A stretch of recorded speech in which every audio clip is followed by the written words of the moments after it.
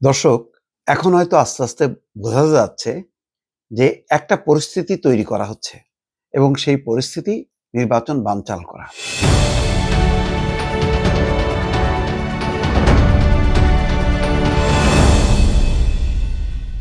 ধর্মকে সুড়সুড়ি দেওয়া হচ্ছে, উস্কানি দেওয়া হচ্ছে।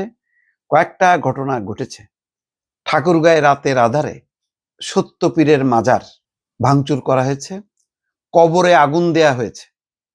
খেয়াল করেন, যে ঘটনা মাঝখানে একটু থেমেছিল, আবার কিন্তু শুরু হয়েছে। আরেকটা বলি, খবরের শিরোনামগুলো খেয়াল করেন। খুঁটিতে বেঁধে কুপিয়ে তরুণের হাত পা প্রায় বিচ্ছিন্ন, জামাতের 2 কর্মী গ্রেপ্তার। দেবপ্রিয় ভট্টাচার্য কি বলছেন?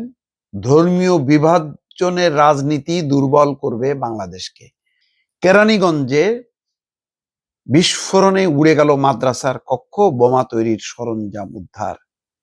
মাদ্রাসার ভেতরে কারা বোমা তৈরির চেষ্টা করেছিল? এই আলামতগুলি কিন্তু ভালো না। ধর্মীয় প্রতিষ্ঠান, মসজিদ, এইগুলিকে ব্যবহার করছে কোনো কোনো দল, কোনো কোনো সংগঠন। দর্শক, নামটা নাই বলি, বুঝতেই পারছেন যে হিংস্রতা আস্তে আস্তে বাড়ছে। অর্থাৎ এমন একটা পরিবেশ তৈরি করা হচ্ছে যে ধর্মকে রক্ষা করতে হবে, ধর্মের জাগরণ করতে হবে, একটা উগ্রপন্থার এবং একটা সন্ত্রস্ত একটা পরিবেশ পরিস্থিতি সেইভাবে তৈরি করা হচ্ছে। এখন পর্যন্ত শান্তির পথে, ঐক্যের পথে যে কথাগুলো তারেক রহমান বলেছেন, আমি কিন্তু অন্য বড় রাজনৈতিক দলের মুখ থেকে সেটা শুনতে পাচ্ছি না। সেখানে শুধু আর্থিক সহায়তা, ভাতা, নানা রকম কথা বলা হচ্ছে। কিন্তু এই নির্বাচনটা হচ্ছে, বারবার বিশ্লেষকরা বলছেন যে গণতন্ত্র টিকবে কি টিকবে না, গণতান্ত্রিক ধারাবাহিকতা থাকবে কি থাকবে না, আমাদের লক্ষ্যটা কি, গণতন্ত্রের পথে নাকি উগ্রতার পথে, সেই বিষয়টা নির্ধারণ হবে। আজকে দেখেন এই ঘটনাটা যেটা ঘটলো ঠাকুরগাঁ, এটা সত্যপীরের মাজার বলা হয়। ঢাকা শহরে একটি মাজারে ভাঙচুরের ঘটনা ঘটেছে শুক্রবার দিবাগত রাতে কোনো এক সময় এই ঘটনা ঘটে।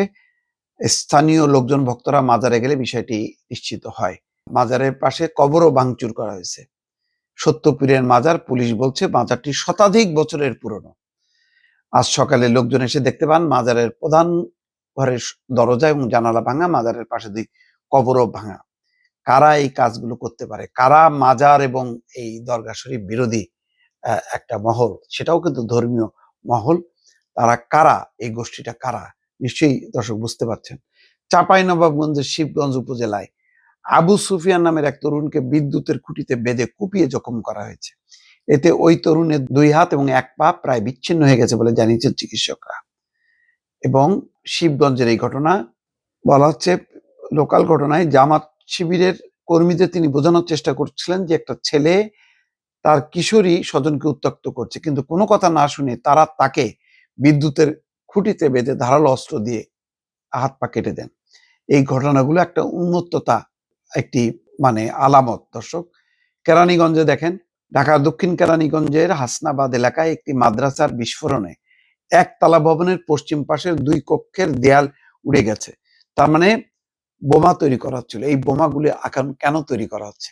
নির্বাচন সামনে, সহিংসতা সামনে, অর্থাৎ এমন কিছু ঘটনা ঘটানো হবে যাতে নির্বাচনের পরিবেশের বদলে একটা ভয়ঙ্কর আতঙ্কের পরিবেশ, এবং যাতে সরকার বাধ্য হয় এই কথা ঘোষণা করতে যে নির্বাচন অনিবার্য কারণে করা যাচ্ছে না, এটি বাতিল, এই তফসিল পরবর্তী সময় ঘোষণা করা হবে, এমন একটা পরিবেশ তৈরির চেষ্টা চলছে।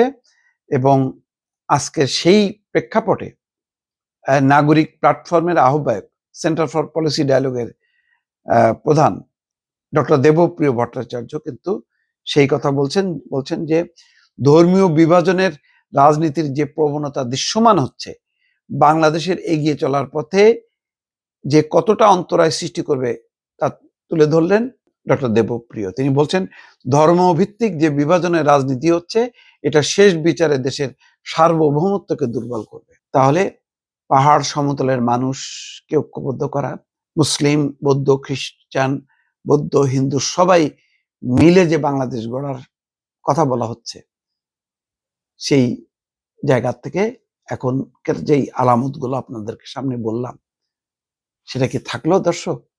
আপনারা বিবেচনা করবেন দর্শক।